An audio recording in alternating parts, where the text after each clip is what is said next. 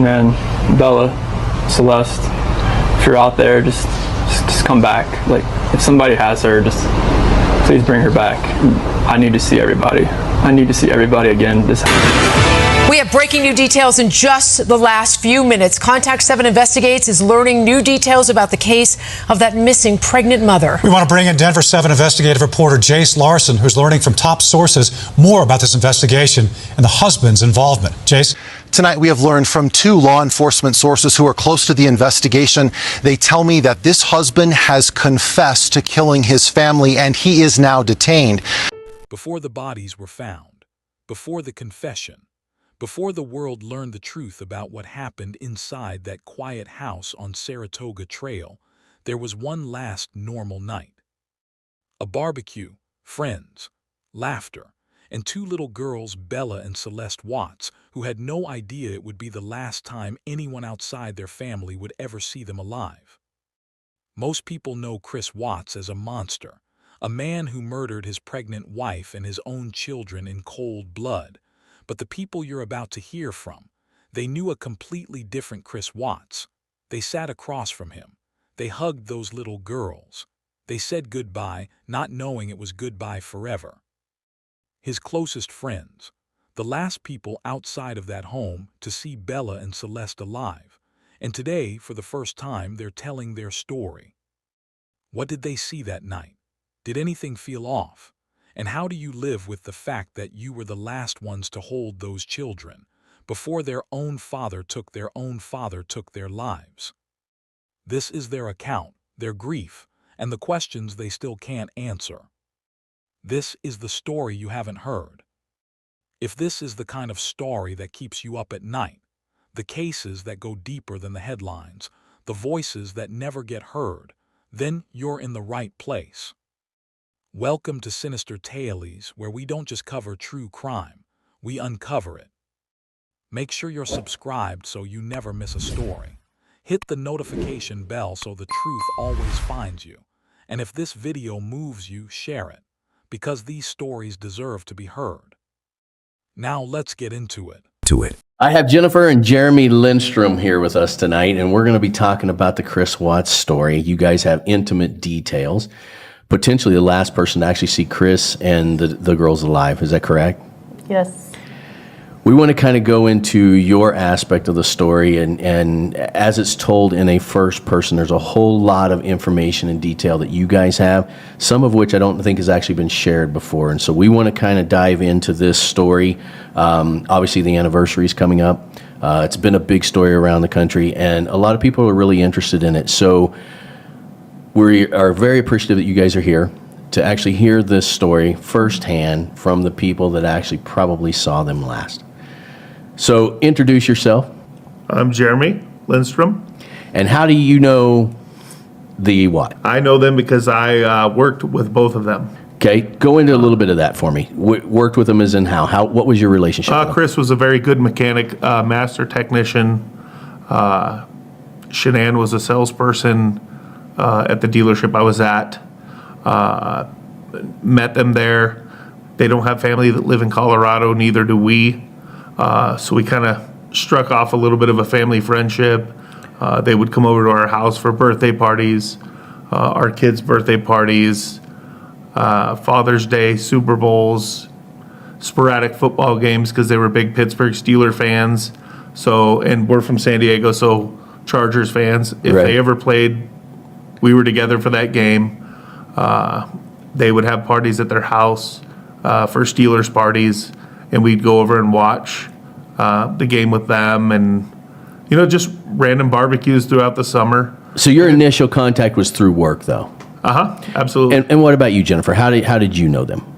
Through Jeremy. He met them both at work, and he said, hey, there's this nice couple, and they just moved out here, and they don't have any family, and we should go out to dinner with them and hang out. And then after that, we just started hanging out with them regularly. And So I kind of want to go back and forth between the two of you because I really want to set the stage. There's a whole lot of documentation on this story.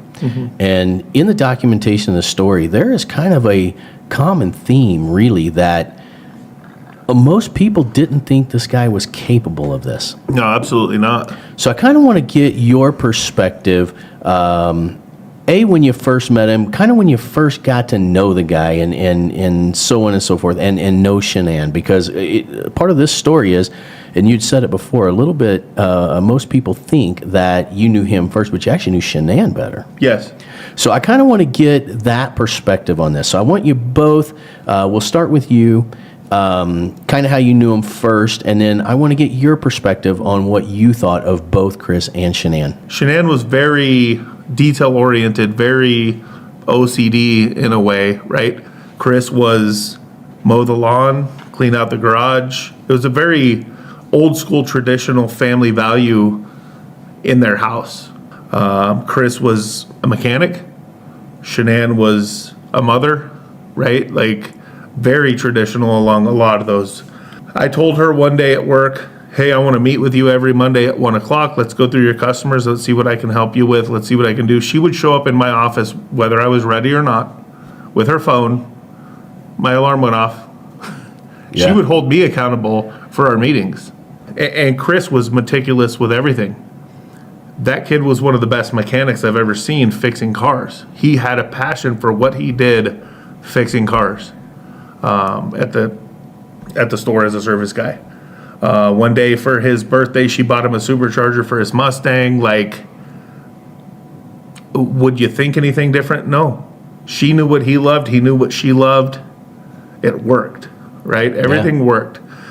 He is a hardworking kid. Anything she said to do, he would do it 100% of the time. Hey, my parents are going to move out here. You're going to fly out to the East Coast and you're driving the moving truck back and they're going to fly home. He's like, I'm good with that. I'll drive the truck so they can fly home. They don't have to ride in the truck, right? This is the kid that did this. So there's no way, shape, or form would I ever believe this could happen. Well, there's certainly a consensus with a lot of the stuff that's out there that is a very accurate description from a lot 100%. of people. How did you feel about the two? Pretty much the same. Like, Shanann was always, like, from the moment I met her, she was always super outgoing and super friendly. She wanted to, when we first met her, she didn't have any kids yet, and but you could tell that they really wanted to have kids, and she was really interested in, our girls and what they liked, and wanted to spend time with them.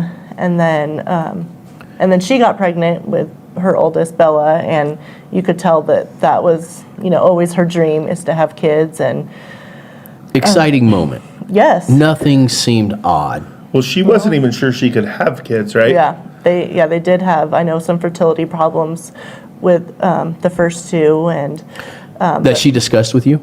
yeah. Absolutely. Okay. Yeah, she just always really wanted to be a mom, and she loved, like, when she was pregnant, she would always be excited about, oh, I'm, decorating the baby's nursery, and this is the theme I chose, and I got all the clothes ready, and they're all washed and hung up, but I'm only 4 months pregnant, and So very type A, like Jeremy just absolutely. described. yeah, very Absolutely. organized, and just always, like, ready to go. Like, what's the next thing? And she just always had something going on that she could really dive into and be involved in, and just And consistently that way every time you met him. oh yeah, 100%. absolutely. So tell me how often that you guys did get together. I know we talked about some football games and some parties, which we're going to get to the one party, which was the night before. But prior to that, did you hang out on a pretty regular basis? Regular as in maybe 6-8 times a year, Okay. depending on stuff. If I ever invited them to something, they showed up. Yeah. It's just, if they invited us to something, we showed up. It was just how we lived, 2 miles from each other? So she worked with you. Did you develop a relationship with him? Yes and no. Well, right? when you go to parties a lot of times and you're hanging out, the men will kind of go over to one side, women will kind of do their thing. Yeah. Were you with him one-on-one a lot? No, Not so much. no. He would come over, and his main goal was my food. Whatever I barbecued, whatever I smoked up, whatever I cooked, whatever we put out, he was like, I'm coming over because I know there's food, Right. right? But he spent a lot of time with the kids. Yes. Shanann was more, hey, how can I help clean? What can I cook? What can I do?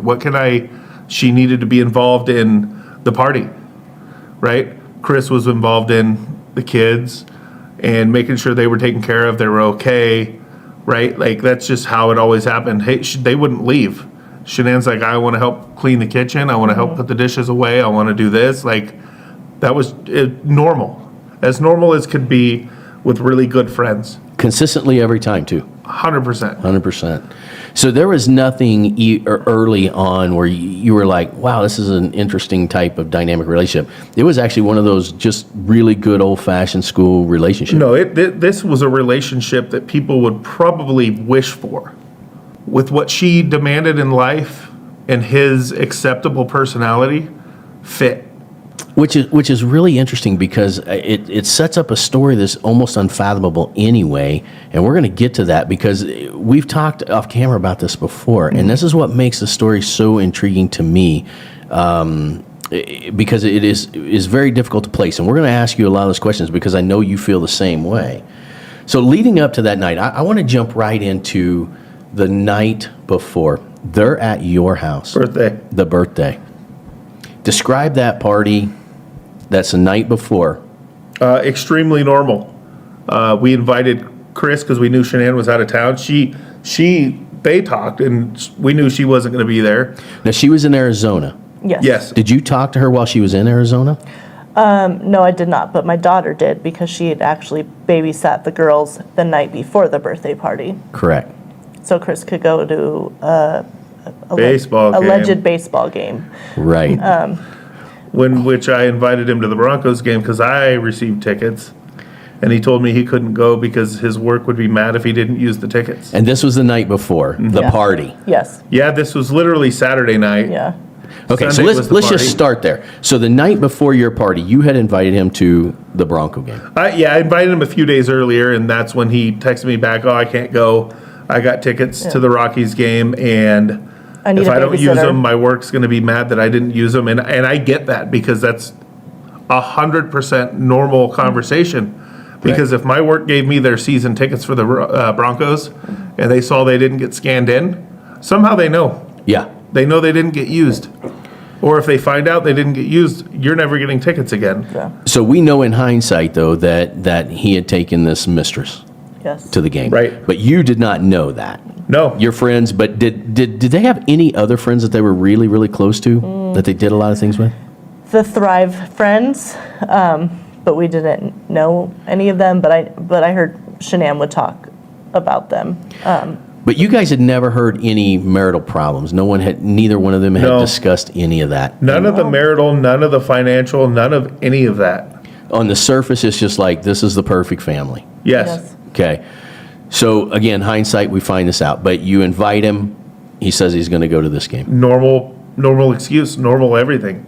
I don't think anything, I have zero radar of this kid ever lying to me.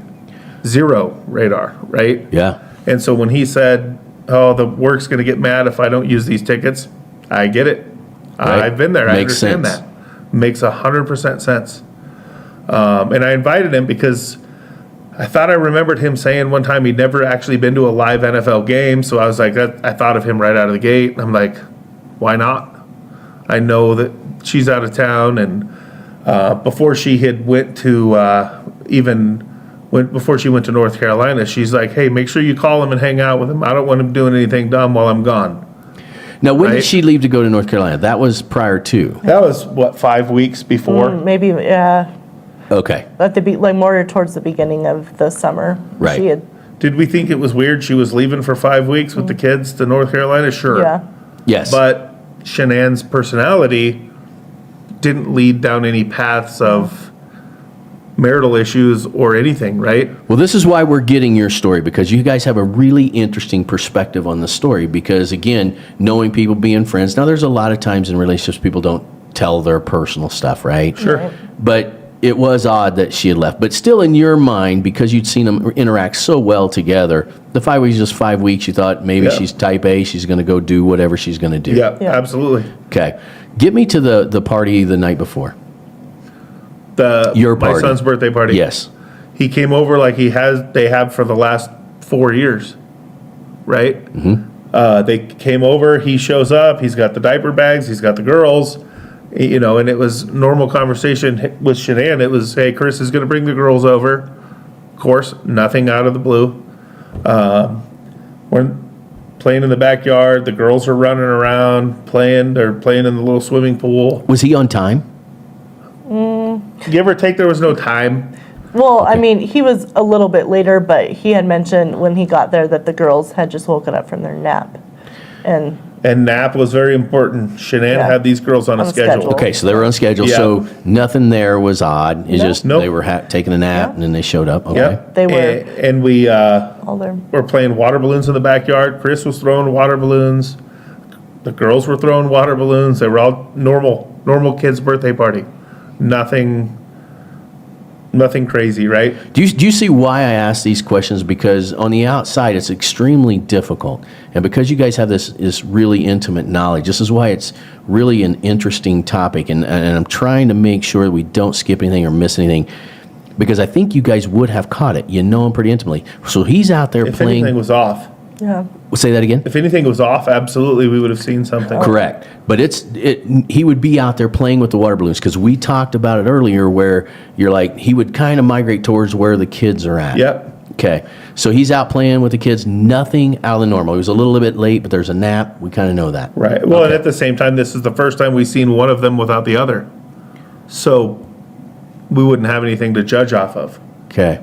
But it was still normal, like with the kids. But, then when we got to the birthday cake, he was standing in there. He knew that the girls had allergies. She knows more about what their allergies were, but he didn't let them have cake.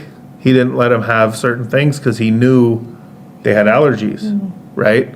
We got them popsicles out of the garage because they could have popsicles. And then shortly after the cake, it was time for them to go home because their bedtime is 7-ish o'clock. Again, on schedule. On schedule. So let me ask 100%. you a question. When you were talking about the birthday cake, when he tells you they can't have it because of their allergies, was it just a sincere, I mean, was there anything about that where you would be like, okay, that's odd or anything like that? No, because, I mean, we knew the kids had allergies, and he just said, I'm sorry, they can't have cake, and you could tell that they were disappointed, so that at that point I said, okay, well, we have, just ice pops in the freezer outside. And was that conversation the same conversation you'd always had with him? Yes, that's what I was going to say. Every birthday party's been the same. They can't have the cake. Yeah. Yeah. Yep. So it was not abnormal by any means. Yeah, I've replayed that birthday party in my head 1,000 times Yes. since then, just to see, was there something that we missed that, we could. We haven't had his birthday party at our house since then. Yeah. Well, so one of the things that I certainly wanted to ask is, obviously at a birthday party you're taking pictures. Mm-hmm. Did you guys take a bunch of Yes. pictures that evening? Oh, yeah. And tell me anything about the pictures. Was there anything about the pictures that stood out to be different? No. Not well. So in my mind, and I have the picture and I can send it to you now. Somebody tried to steal it off my Facebook page from another media source, right? And I had them take it down, and they did take it down. But I have a picture of him standing in the background of my kid blowing out a candle, right? And it's probably the most awkward, lack of better words, just that's the image that's in my brain of him blowing out his candles and Chris standing behind him and the girl standing on the side with Bella looking up and over trying to watch him blow out his candles, right? That's my last image of them. So when you see that picture and you see him, is it a different Chris Watts than you knew? You keep looking at it and his face changes, right? Every time I look at that photo, his face changes, and now it's like, that's a creepy fucking picture, Yeah. right? Like for real. He truly looks evil in that picture. Yes. Truly. That In the is beginning, so interesting. absolutely not. Now, absolutely, right? Because Like what she said. and the way his eyes, he's just slightly looking up at towards the camera, just with no soul in his eyes. Did you have the same visceral response as Jeremy did? Yeah. When you saw that picture? Yeah, And it was the same too when we saw him being in his infamous porch interview after everything happened. Right. He looked and sounded different in that interview. Like it wasn't him. It was him obviously, but he looked and sounded different. So and same you with that almost picture. knew then, because we're going to get to this in a little bit, because you haven't kept up quite as much as she has. Right, in there, and I'm probably one of 3 supporters that thought that news interview was not what everybody else saw. Right, when you're inside the bubble and you don't want to believe things, you still don't see things. Well, I'm going to get to that, because I'm going to really hammer that hard, because especially with, you were there, you were at the house, but I'm going to bring that up in just a second. So as with anybody that goes to a birthday party or anything, there comes that moment where it's time to go. And obviously Shanann's not there, who would have cleaned up and made sure all that happened. Was there any anxiety, anything, or was the departure also what you would consider normal? Extremely normal. Was it, come on girls, let's get in the car? I mean, what was that? It was bedtime's coming up, right? Yeah. We know that. We know Shanann's schedule. Like, she has a schedule, and if you tell us it's her schedule, we're going to say, okay. Yeah. Right? That's okay. Right? And we don't. Yeah. Well, and they stayed a long time too. It's not like they were there and left in 30 minutes. Well, that's what I want to know. The party started how long were they there? Probably for 3 hours. Yeah, 3 or 4 hours normal. They were there for and that would be normal. Yeah, they were there for the playing and the eating and the cake and the presents. Like, they're in all, during a party, you take a series of pictures, like of the kids playing, of the presents and the cake. They're in all of those events that happened at the party, and then they, just. And he doesn't drink or anything, right? So they just said, all right, well, Nothing. we got to get going. So he had nothing to drink? No, he doesn't. He doesn't drink. Not his thing. Yeah.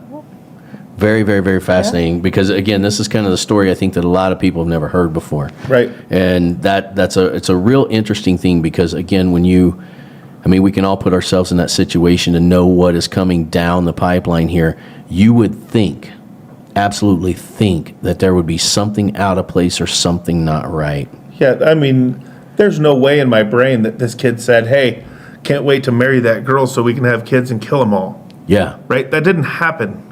Like, yeah. That's not how that works, I guess. Like, are you convinced that, obviously I think we know through, what investigations have taken place that it was pre-planned. He knew he was going to do that. Based on all the stuff I've heard since then, apparently yes. Yeah. Right? That's kind of the consensus. How can anybody freaking go to a kid's birthday party knowing that, hey, hurry up. Why would you protect the cake? Like, all that shit goes through my head, right? Right. Why would you care that they're allergic to something if you're about to take them home and freaking do what you did? Yeah. That doesn't work, right? It doesn't, which is kind of that gap of speculation. Did the guy really intend to do it while he was at the birthday party? Did he? According to his post interviews that I've seen, it was weeks before. I believe the kid, maybe I'm going too far into the story, but when he got with this other girl and got to go camping and got to go to the Shelby Museum, which he's a big Ford mechanic, right? Yeah. That's his passion, was Ford mechanics. His passion wasn't the oil field. It was the Ford mechanic. It was going camping, going to the Shelby Museum, going to all these Moab and everywhere else he got to go in that 5 weeks period of time, probably is what transformed his brain to a lifestyle that he didn't have, that he didn't know existed, and then wanted. Yeah, there is a lot of speculation to that, and kind of how that transition went. There are certainly a ton of interviews. Here at Truth Talks, we don't want to, we don't want to put everybody else's perspective into this, because it's really about you guys telling the story. But there is certainly some perspective that it had been going on for a while. The thought process was there, and then obviously we did it. That's why it's so interesting to know that you guys saw them the night before. Yeah. That was what was really interesting. One of the other things we want to talk about is, again, when you hear that, your daughter babysat for them. Yes. That's got to be a little chilling, too. Yeah. Yeah. Well, and her story was when she babysat the night for the baseball game, right? When she came home, she had mentioned the pantry was a mess. Like, the house was a mess. It was not clean anymore. It was not organized anymore. There was zero regard for everything that Shanann does at the house. Right? She's like, I've never seen that house that dirty. Stuff was everywhere. And that is interesting, because that's the whole reason why I wanted to bring that up is there was something awry that as far as that goes. Mm-hmm. And your daughter noticed that. Yeah. Right? And brought that to your attention. So we know that, man, it is really structured how they live their life, but yet she noticed that there was something not right. Right. Yeah. And was there anything else that she said? Yes, it was about the allergies. So when I picked her up, she said that, everything went good. She said that, I said, well, how did bedtime go? Because I know if she would to be babysitting her brother, bedtime wouldn't go good. He wouldn't want to go to sleep. And, but I know, they have a very regimented schedule. So she said that Cece went to bed pretty easily on time, but then Bella went to bed and then came downstairs and said she wasn't tired yet, wasn't ready to go to bed. And through some conversation that she had with Bella had mentioned that her sister can't have coconuts, and that she does have coconuts, that she won't be able to see her anymore. So that really stood out to my daughter, and she thought that was kind of sad that she, had thought that in her little mind, but Possibly someone had told her if she has an allergic reaction to it that they could die or something like that. Yeah, so it's probably just so that she would know to, help watch out so that she doesn't eat the wrong foods. But then, eventually Bella settled down and went to sleep. Another strange thing was that Chris, when she got there, Chris ordered pizza and said the girls have already had all their medications, because my daughter was a little worried, like, am I going to have to give them medications at certain times? Am I going to have to give them nebulizer treatments because they had asthma? So she was worried about the medications and giving them the right medications. But he said, no, they're all good. I gave them their medications. You just have to feed them and put them to bed. They were already in their pajamas. Chris didn't leave his phone number with her, and she didn't leave her phone number with him. It wasn't like a conversation, and he didn't contact Jeremy or any of us to ask how the girls were doing, but Shanann, who was in Arizona, contacted our daughter to check on the girls and asked her to send pictures of them. So Shanann must have known that he was at the game. Yeah, she knew. Yeah, she knew that she was babysitting and that he was at the game, but she was the one that was checking in on how things were going with the girls, not Chris. But that's kind of still par for the course, right? Because she was always the one that was going to make sure everything was in order and detail. Yeah. Mm-hmm. So again, probably not too out of the ordinary for their lifestyle. Yeah, but I guess he assumed if there was some sort of emergency that she would just contact me, because I was, at home right down the street. Right. So after your guys' party, then we know that fateful night, right? So I want to go through when you first heard about it. I mean, obviously you're at this party, they're there, the girls are there, he's there, the girls are with him. You go to bed that evening. Was it the next morning, right? That we found out? Yeah. The next No, it was the evening. next night. Yeah. The next night. I was sitting on the couch. I came home from work, watching TV, looking at Facebook on my phone, and I noticed that there was a post that the girls were missing, all three of them. And I kind of looked at it, and then I'm like, okay, right? My mindset is not that this is the family that something would happen to. And I had seen it again, and I looked over at her, and I said, I think Shanann and the girls are missing. And I don't know what that means, so I'm going to text Chris. And I texted him. And this is the next night. Yes. Next night. So the way the story goes is that the friend who dropped her off at, I think it was 1:48 a.m., they'd just come back from a conference. She had missed an OBGYN appointment, and the friend was actually who called the police and called Chris as well. Yep. Which is interesting, because we've discussed this case before as we were kind of preparing, and we both were kind of like, who really follows up that quickly? I mean, I don't think we would have, but obviously a good friend of hers probably knowing that the type A personality, if they didn't answer that first time, then Yep. something's going on. Yep. So that was kind of the initial setup that was going on. But you guys didn't know any of that was taking place. No. But after I you knew saw she it, was getting home in Yeah. those 2 days, right? Like, yeah. we knew that much. When you guys heard that part of the story, was that shocking at all for you? Knowing that the neighbor would be like, hey, she didn't answer this text, she missed OBGYN appointment. Well, my instant reaction is, how does somebody's friend know that they missed a doctor's appointment? Nobody's doctor ever called me because one of my buddies missed an appointment, right? Right. That's my mindset of things. What they talked about in Arizona or what they did in Arizona or a conversation from the airport, I don't know any of that, right? Yeah. Who knows if there wasn't a conversation that was like, hey, if you don't hear from me, right? Like, I don't know. Now that everything I know later brings me back to some of this, Right. which is all speculation in my head, right? But when I followed this through, and I'm like, there's no way he did anything. Who calls the cops after dropping somebody off at 2 a.m. or whatever at 10 a.m. because they missed a doctor's appointment? Yeah. Like, nobody's doctor calls that somebody else to say, hey, your friend missed an appointment. Yeah. Right. Right? That's my brain. Yeah, no, I kind of went down that road too. And then what is interesting is, but we're talking now, this is like noon, the police have showed up, they're talking about, but then it hits the airwaves that night. Well, and at the end of the day, good for her, right? Right. Good for her for having absolutely. the wherewithal to know that something's wrong. Yeah, something's Right. wrong. Because we knew them and we were close to them and we didn't speculate anything Yeah. would ever be wrong. Yeah. But so good for her, right? But you then hear this information how and when? On Facebook at about 8:30 at night, and I looked at her and I said, I'm texting Chris, hey, is everything okay? What was the initial message that you saw? On Facebook? said- yeah, did Was it that say- the girls are missing, help find my girls. From Shanann's mom. Right, From Shanann's mom? Yep. Okay. right. And And I was like, I'm texting Chris, hey, is everything okay, right?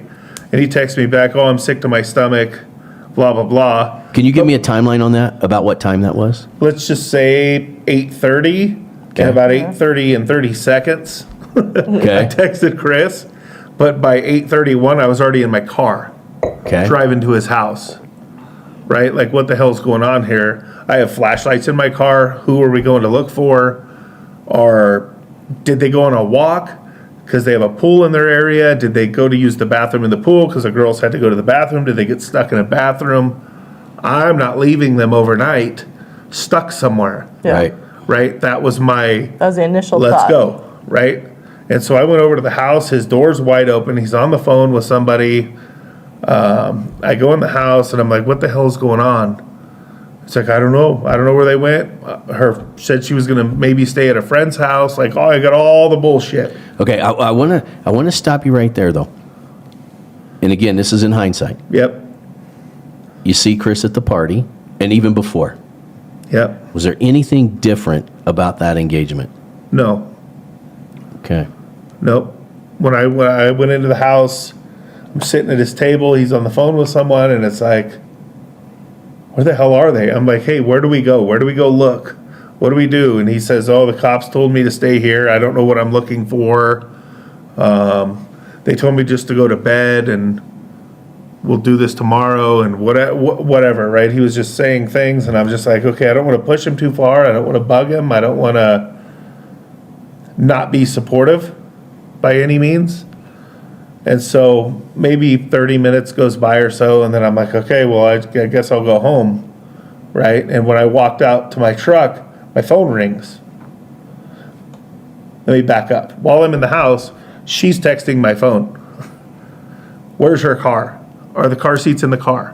Where's their medications? Right? All the mother... So you're thinking about Yeah. this. Because Yeah. I'm like, maybe they got into a fight and she left and went back to North Carolina or something along those lines. Right. But then he's like, no, all the stuff is here. And that really did not sit well. Because I'm like, okay, so she would have to like get an Uber that had car seats in it and already have medication. Like, I'm trying to logically think, like, okay, she left and went back to North Carolina. That's where And you knew her type A personality. Yeah, I'm like, that's totally what must have happened.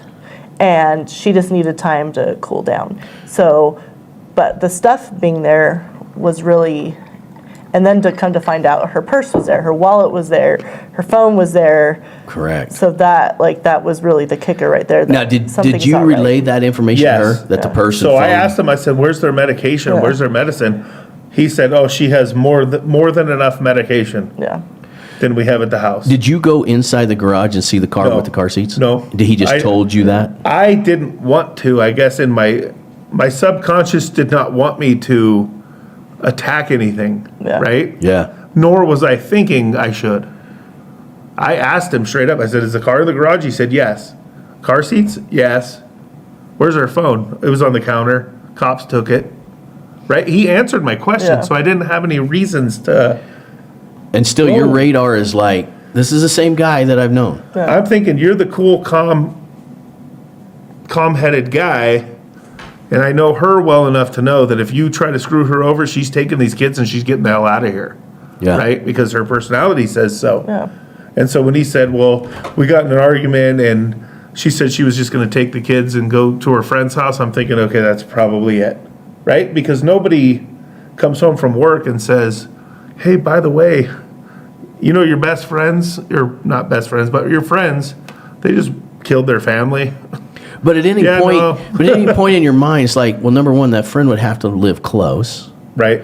And then certainly by then the cops would have found, they probably would have called every friend that they had. Sure. Did you get a call from the police? I did. So when I left his house, I go out, door shuts. I'm standing on his porch. I look down, there's a dead bird on the floor. And I'm thinking, why is that bird on the ground dead? Right? Doesn't happen. I said, yeah, that's not a sign I'm leaving. Right? Right away, I'm like, yeah, that's not a sign of anything, I'm leaving. And I'm walking to my truck and my phone rings and it's the Frederick Police Department calling my phone. Hey, how's it going? This is, blah, I forget the name, but at Frederick Police Department. Do you know Chris and Shanann? I said, yeah, I'm at his house right now. And he goes, oh, should I call you back? Right out of the gate, should I call you back? Is this a bad time? I said, I'm actually getting in my truck right now.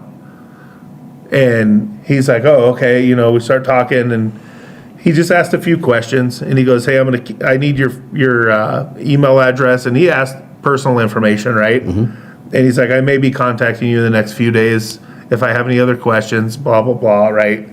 Do you mind disclosing what questions that they ask? Normal. How do you know them?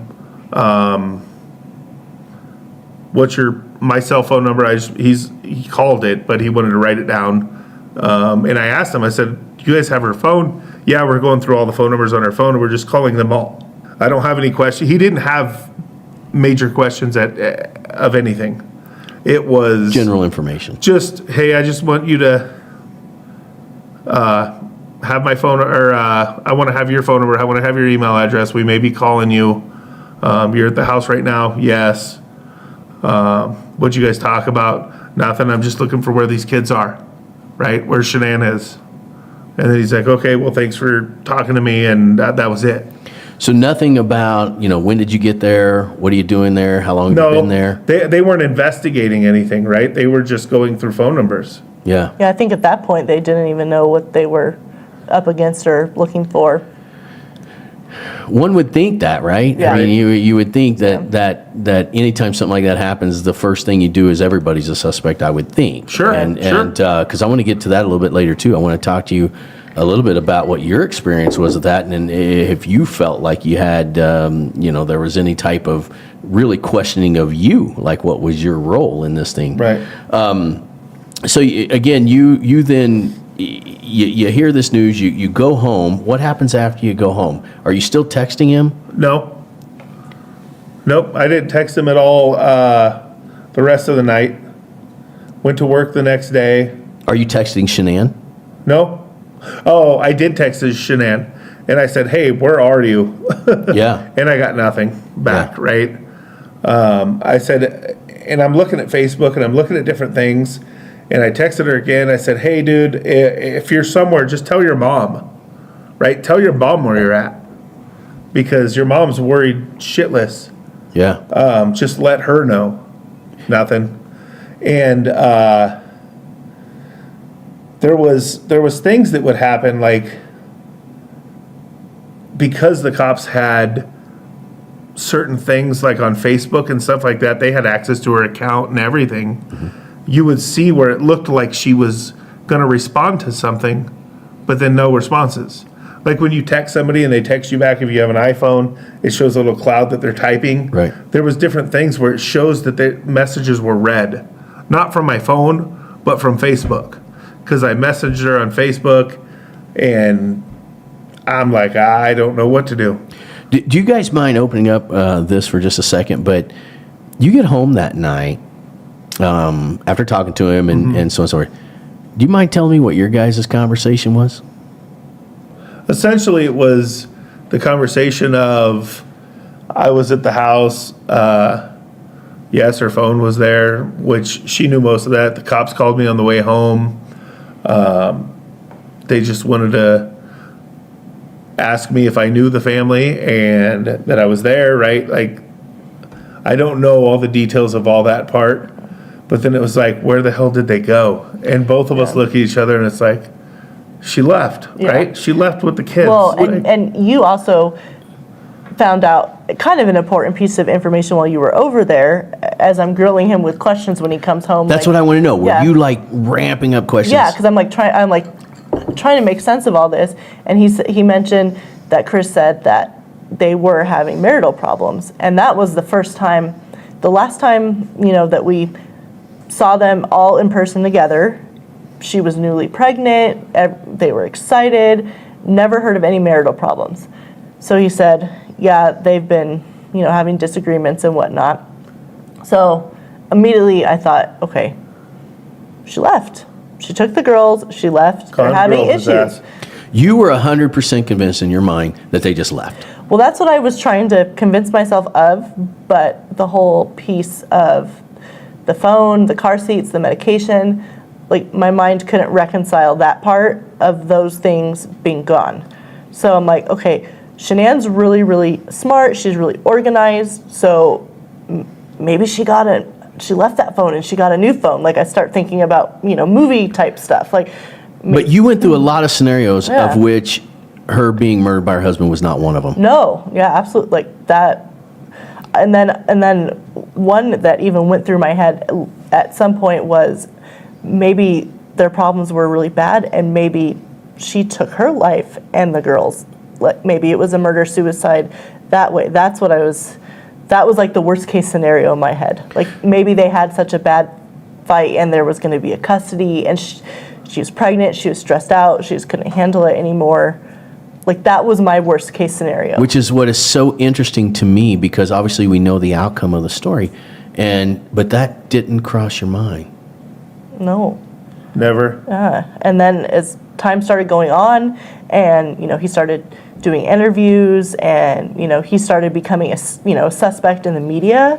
Well, so I want to get to that. Yeah. So he comes home, that's that. You guys have this conversation of trying to really figure out what might happen or might have happened. And you probably were trying to even be helpful. Like, okay, what can we do to do what we've got to do to help find them?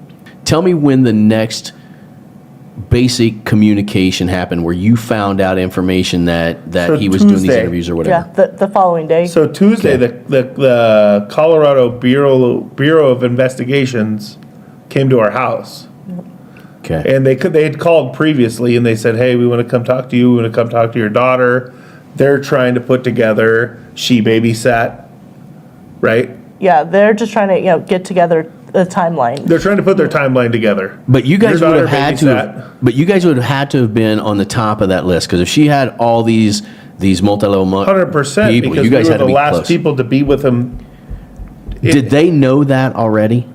Oh, I'm sure. Well, yes, because my conversation was my daughter babysat the kids. Okay. The night before.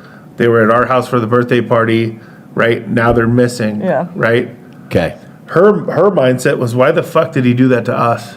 I mean, I guess that's later in life, later in conversation, but why this nutshell to bring us into this bubble. Right. But till Tuesday, the CBI comes over.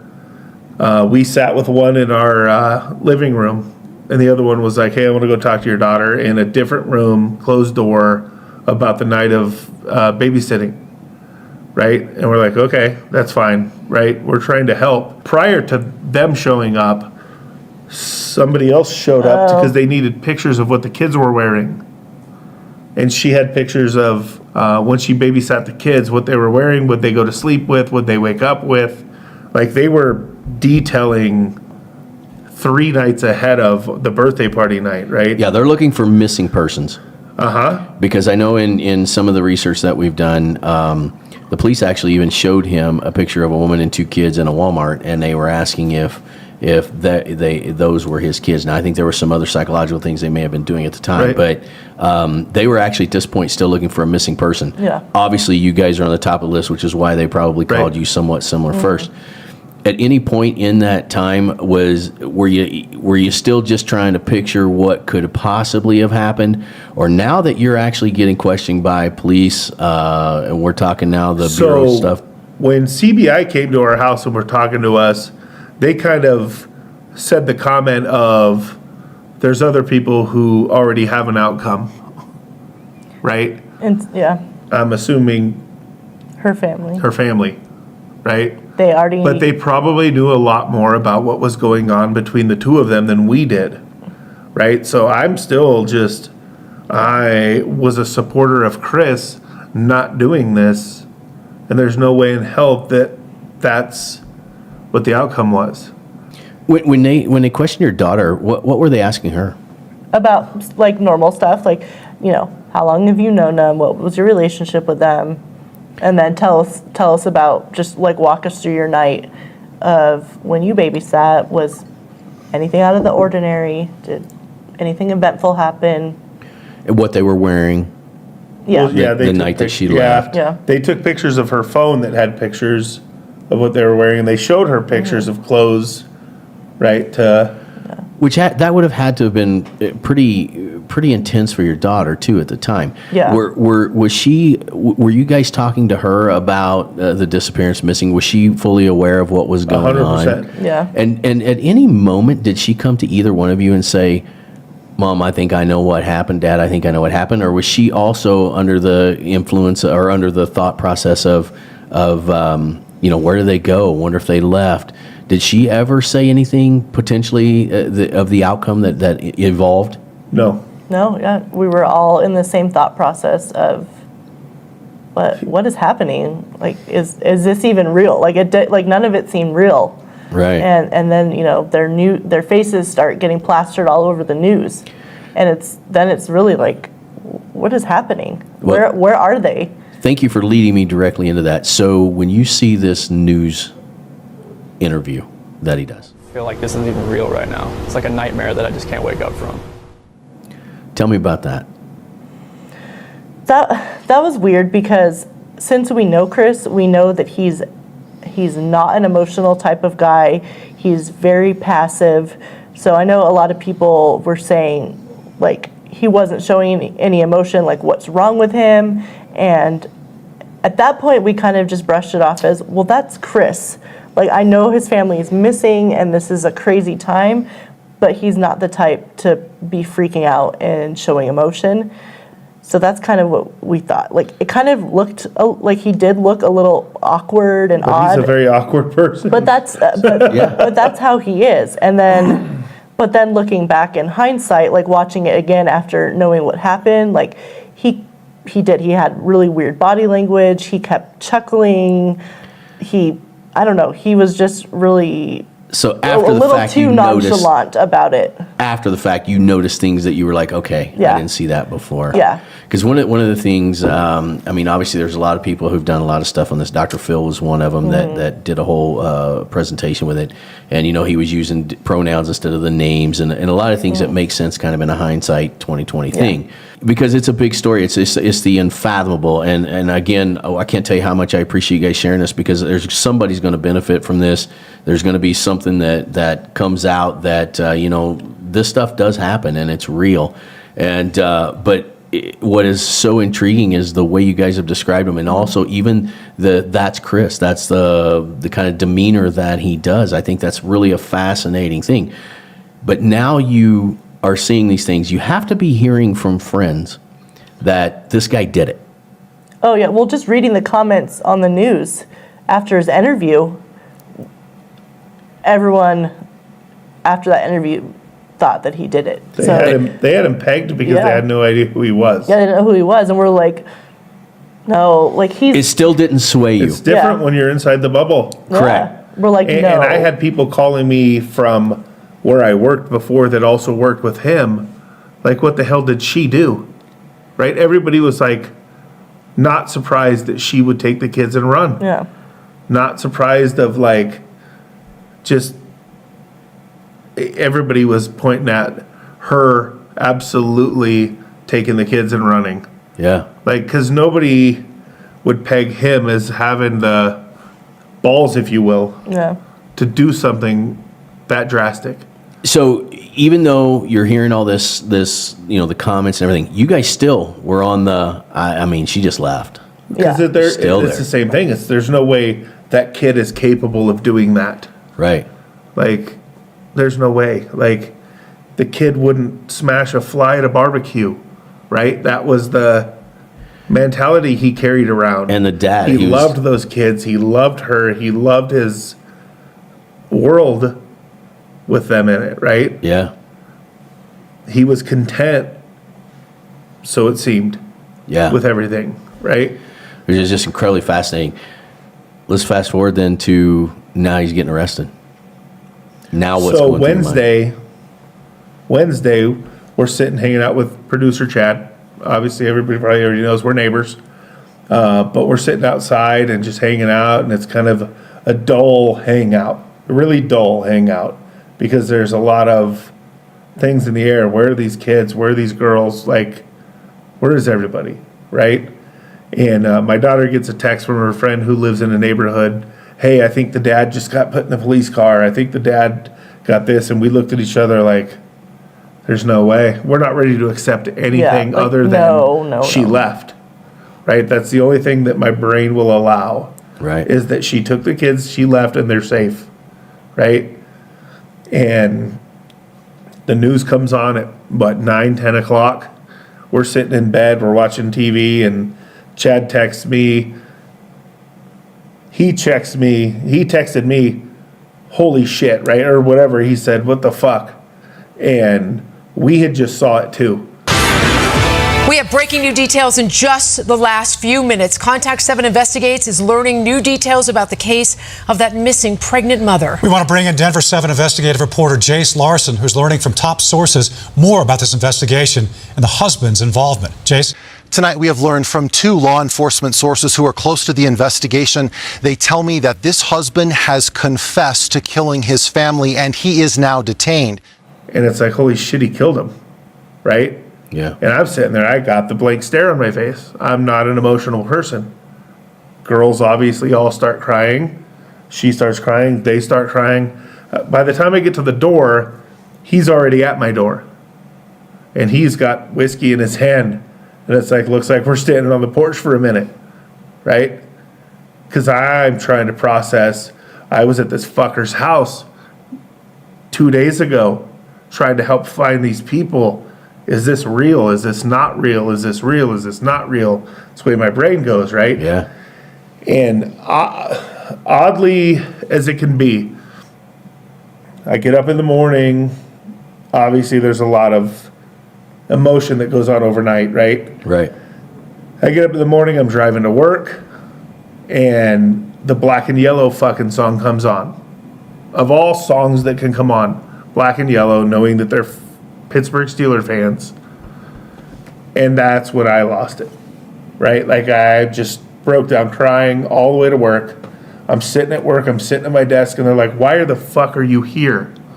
Because they all knew because of Tuesday, and they saw stuff on the news. They knew I was friends with him. A lot of people are like, oh, he's your neighbor. He wasn't my neighbor, but he lived close by. Yeah. And I'm sitting at work, and they're like, why are you here right now? Like, this isn't normal. None of this is okay. And I'm just trying to be normal. Yeah. Because it hasn't set in all the way. And so I was at work maybe 10 minutes before I was heading back home. Yeah. And they were just like, call me if you need anything. Like, and it just still trying to process it, right? Where were your emotions at that point? Oh, just completely In shock. in shock. Like, I cannot believe this is happening and that we're a part of this, and so, like, close-knit a part of it. And yeah, just complete shock.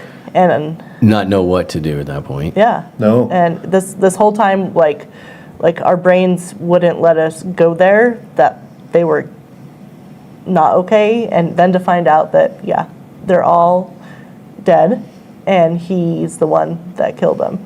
Yeah. And that they were just at our house, and then he was just at his house and had normal conversation like that. Just trying to, like, wrap our heads around it. It was What's a lot to process? These so are little hard. kids that you're Yeah. around and taking Yeah. care of and giving popsicles to. I Yeah. mean, just literally not long before. Yeah, unbelievable. I mean, just unbelievable. When did it set in for you, though, that it was real and that, at some point I want to go back to that picture.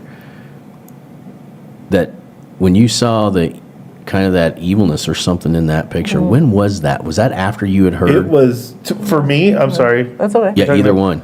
For me, it was months later, right? Because I'm still on board of, okay, now I need to know how this happened. Like, how?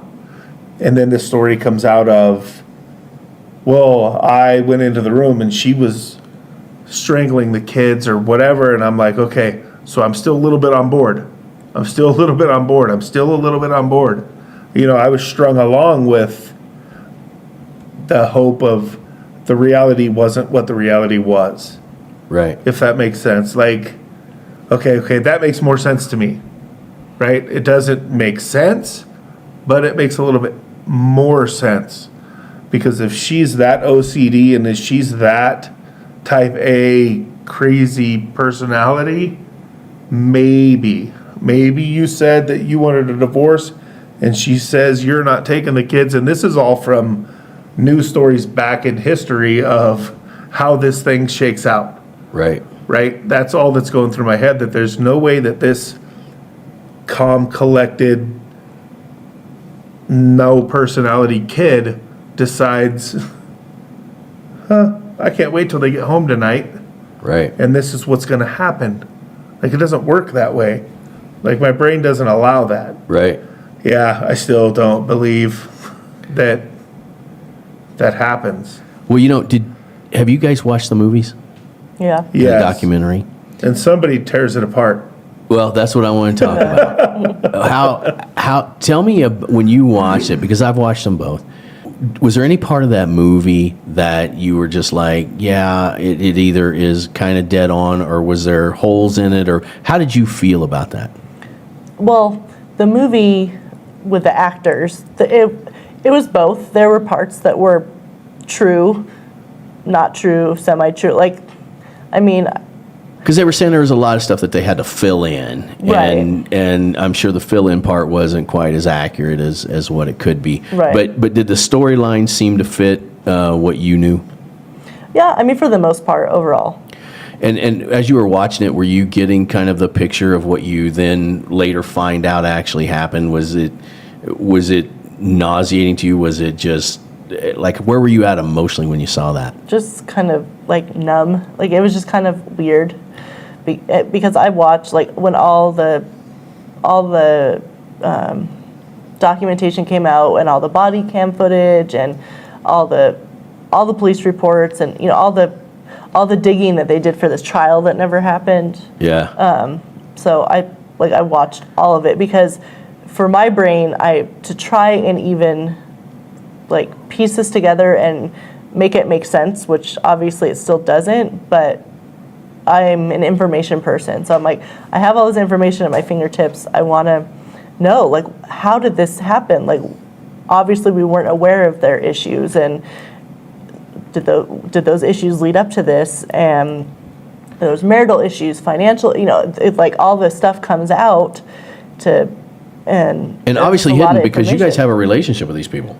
So and then Obviously. and then finding out that he's having an affair, and so just like all this information, comes forward that, okay, now it makes a little bit more sense because there was all this stuff behind the scenes going on that we didn't know about. So it wasn't just like, oh, they were super happy up until that night and then something happened. Right. It was obviously like there was a lot of things that played into this. That they hid well. They hid well from you guys. Yeah, we had no idea. Especially when you hang out a lot. I mean, they hid it well, which is hard for a lot of people to do.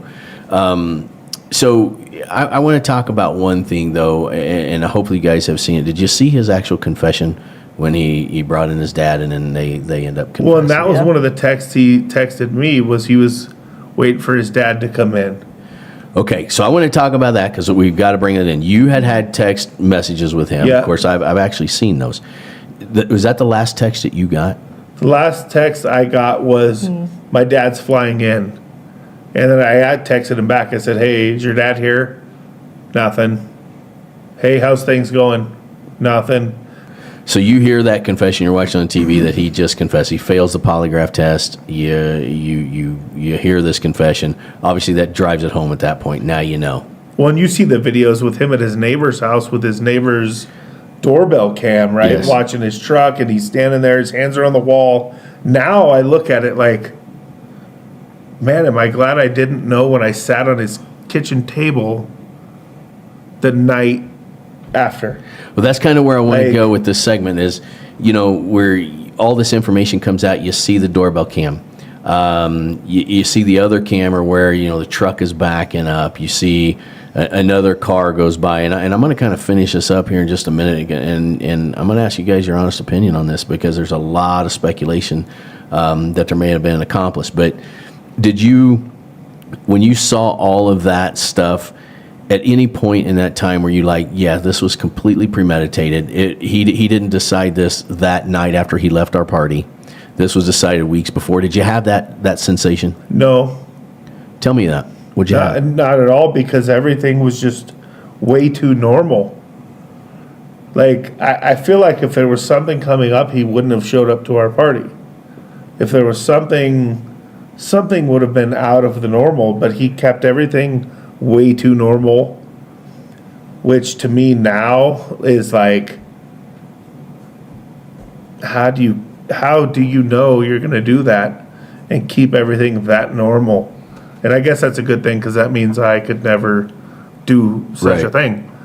Right. I guess if you can't wrap your head around the why the kids, the why. Like, I could understand a little bit of, you could heat of passion, a fight with someone, whether it's your wife, whether it's a person at a bar, whether it's a friend, whether it's something. Another adult. Things happen a little bit easier than the whole wife, pregnant wife. To be, right? Like, kid, pregnant wife. How do you... The best part is if you can't wrap your head around the whys, good for you, because you're not that guy. Right. Like... Yeah, no, that makes perfect sense. Perfect sense. Couple questions. Have you talked to him at all since his arrest? No. If you had the chance, would you? Yeah. What would you ask him? What the fuck? Yeah. Yeah. In a nutshell, that's the obvious one. Yeah. She probably wouldn't be allowed in the room.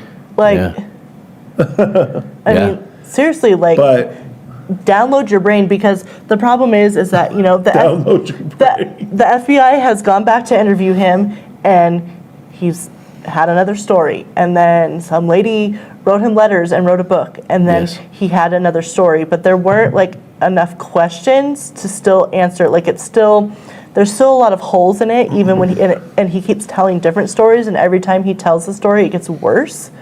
So it's like, what really is, the truth has to be in there somewhere.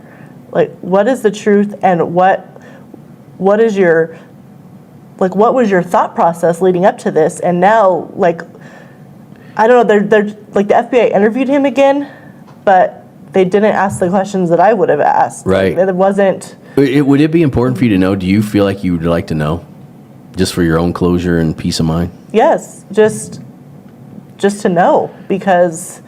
And I'm going to follow this up with another question. So we obviously know he had a mistress. We obviously know that he was having this affair. But you knew him before the affair, most likely, during the affair, obviously. Yeah. He never changed at all? Did he seem happier being this happy-go-lucky guy? He's got this girl on the side. No. 100%. Nothing ever changed with the guy. Like, he has a poker face. Whatever's going on in his head, You never would have known. He doesn't show it. Do you think this guy was a cold-blooded murderer, or do you think that there were other circumstances that pushed him to do this? That's a tough question. Like, I don't know.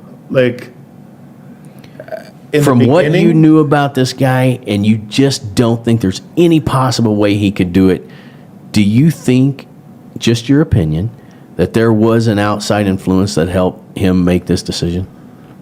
Would you speculate that? No. If anything, the kid was maybe introduced into a lifestyle that he didn't have by being with this other girl, where he got to go to the Shelby Museum, being a Ford guy, got to go camping, got to go to Moab, got to do all these different things, right? And maybe, right? And maybe that's just me trying to circle it together to where there's a realistic reason for anything. But I don't know if her showing him this lifestyle is enough to make him do this. Because in my mind, you're a pussy, then just get a fucking divorce. Right. Right? Don't kill your fucking kids. Don't kill your fucking wife. Just man the fuck up and get a divorce. You know, Right? I want to run a couple things by you guys again. Chime in however you feel, but there is a few different people that speculate that there was an accomplice, and they're pretty hardcore on it. There's a lot of video evidence that people have broke down to show that there was potentially two people there at the time. My question again to you guys, I think I already know the answer, but to you guys knowing him and knowing her, knowing the children, do you think he would have had an accomplice, or do you think he was able just to do it by himself? If he was doing it, it was going to be by himself. He doesn't know anyone. He didn't go places. He didn't hang out with anybody that he didn't work with, right? Like, the only person he knew at where I worked with him was me because of Shanann, right? I've never met any of his oil field buddies at any party we've ever had with them, right? He was very cockroachish, for lack of better words, on that. If they went anywhere, it was her friends. It was her people. It was her friends that came over. It was her Thrive people that came over. It was her world that he was living in. Okay. If that makes sense. Yeah. Like, Did you talk to any of her friends? Have any of them contacted you? no, No. not at all. Would you like to? Would you want to talk to them? Sure, if they have questions or if they have things, like, I've tried to reach out to a couple of them with, hey, I have pictures of the family together and the kids and this and that. Nobody's ever contacted me back.